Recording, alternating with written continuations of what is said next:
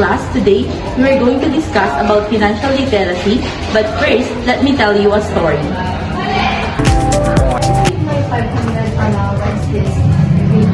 I will budget it for 300 on my expenses and 100 on my savings and another 100 on my extra. I will buy milk tea, chips, and ingredients later. Are you sure it's only Monday?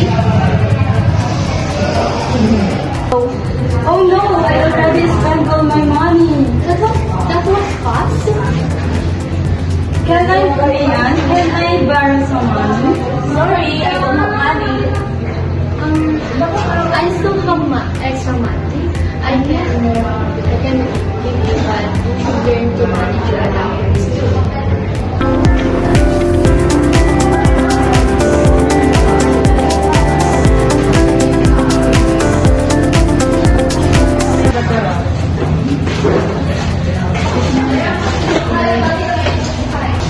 I'm saving a little by little money. So now I can buy a calculator for school. Wow, that's right. I always spend first. That's why I didn't buy the things that I want to buy, the important things. Saving money can help a lot, even if it's small.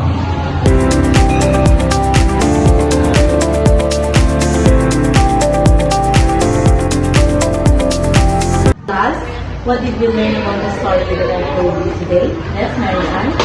Being financial illiterate means spending without planning, having no savings, and always borrow money. Yes, very good. How about, yes, Miss Bernani? Mom, being financially literate means saving, budgeting, and preparing for emergencies. Yes, yes, Miss. Money is important, so you should use it twice. Yes, excellent. Being financially literate means being able to spend your money wisely. Remember, class, it's not about how much you spend. It's about how wisely you spend your money.